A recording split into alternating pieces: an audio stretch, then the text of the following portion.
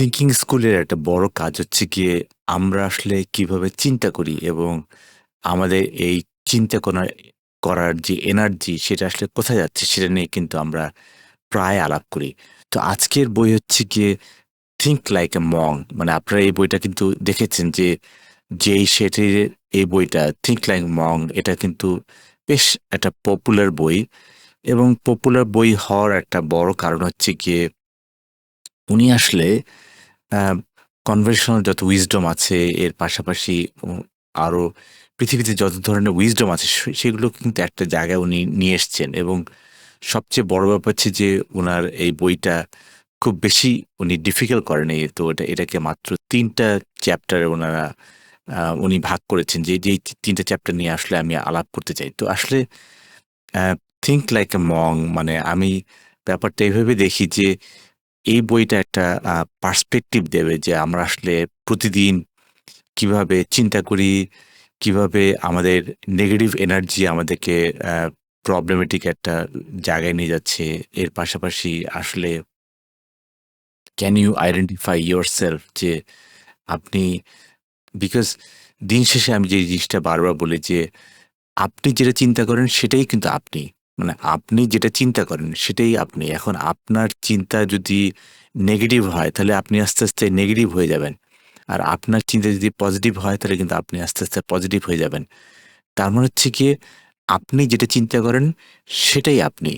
আর সেই জন্য আপনার চিন্তার মধ্যে গার্ড রেল, আমি যেটাকে বলি গার্ড রেল, মানে চিন্তার মধ্যে গার্ড রেল, মানে চিন্তা আসলে কোন দিকে যাওয়া উচিত আর কোন দিকে যাওয়া উচিত না সেটা নিয়েও কিন্তু আমাদেরকে চিন্তা করতে হবে। তো আজকের এই বইটার কয়েকটা ধারণা আমি আসলে দিতে চাই। তার মধ্যে একটা বড় অংশ হচ্ছে গিয়ে লেট গো, মানে উনি যেটা বলছেন লেট গো, মানে প্রথমেই হচ্ছে গিয়ে ছেড়ে দিতে হবে।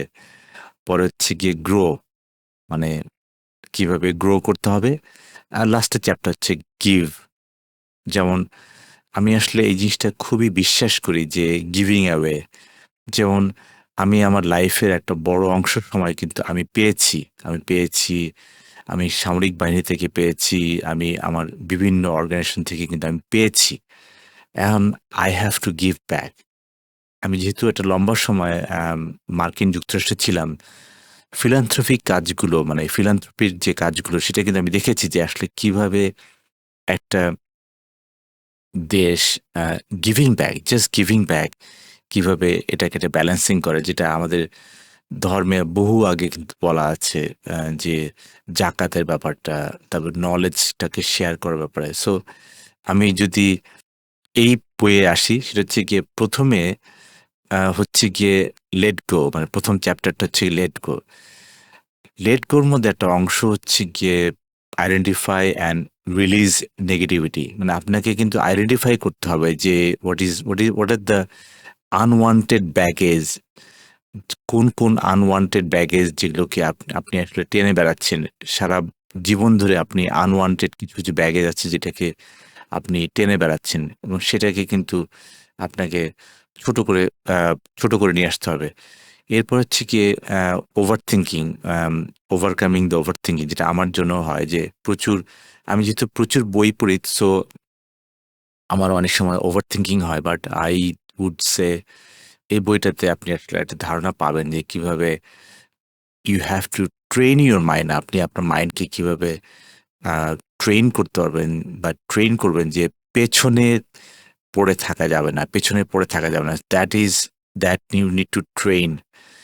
আরেকটা হচ্ছে গিয়ে আহ, আপনার থট, মানে আপনার যে থট, এবং এই থটটাকে আসলে আপনার বাইরের ভ্যালিডেশন লাগবে কি লাগবে না। অনেক সময় কিন্তু আমরা অন্যের কাছ থেকে শুনতে চাই, মানে যে না, অন্য আমাকে বলবে, যে অন্যরা যদি আমাকে ভালো বলে আমি ভালো, অন্যরা যদি আমাকে খারাপ বলে আমি খারাপ। এই যে understanding the nature of identity, that cannot be validated by others. No, that has to be validated by you.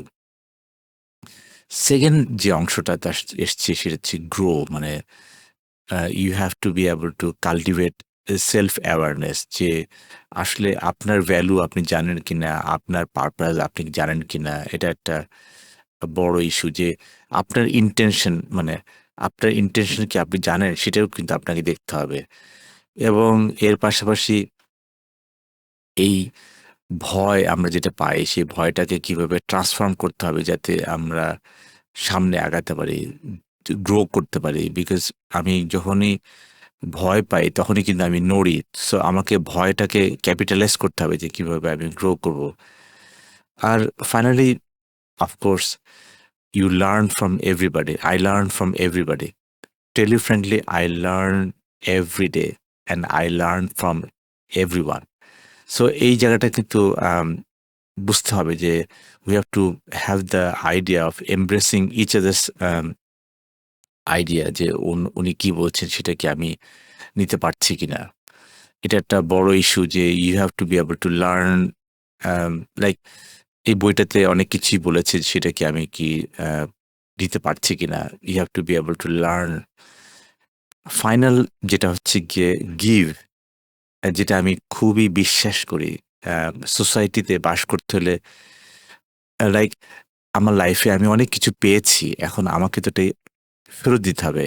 I have to give back, এবং গিভ ব্যাকের একটা বড় অংশ হচ্ছে কি আমি অনেকগুলো বই লিখেছি যে বইগুলো না লিখলেও চলতো। বিকজ বই লিখে, বাংলাদেশে বই লিখে কোনো টাকা পাওয়া যায় না। So which is fine, like বই কাইন্ড অফ লাইক একটা মনের খোরাক যে না, আমি আসলে একটা বই লিখেছি, এটা মানুষকে হেল্প করছে, মানুষকে সাহায্য করছে। So this is what you give, you serve others. So serving others is one of the purpose. যে আমার যে অ্যাওয়ারনেস আমি পেয়েছি, আমার যে সেলফ, আমার যে পারপাসটা পেয়েছি, এই পারপাসটা আমি কিভাবে অন্যের কাছে বা অন্যের জন্য আমি আর দিতে পারি কিনা।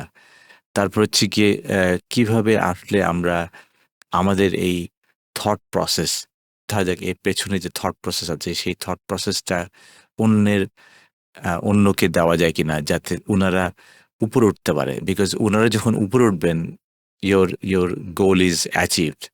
সো আমি বলবো যে এটা একটা অনেকে কিন্তু যে সেটিং ব্যাপারে অনেকে বলেন যে হ্যাঁ, he has compile lot of thing from lot of places, but still I would say say তো কম্পাইল করেছে, সে তো ভেতরে ঢুকেছে, সে তো এটা নিয়ে রিসার্চ করেছে। সো এটা আমি ওভাবে বলবো না যে না সে এখানে সে শুধু কম্পাইলেশন করে একটা বই লিখেছে। এখনকার globally almost all the books are kind of like compilation. এখন আর ওই বেসিক লেভেলের বই আর পাওয়া যায় না। সো ইস দিস আর compilation and standing on the shoulders of giant, like আগের একজনের আইডিয়া থেকে আরেকজনকে তৈরি করা। সো এটা একটা ইম্পর্টেন্ট ইস্যু। আমি মনে করি যে এই বইটা আপনাদের পড়া উচিত।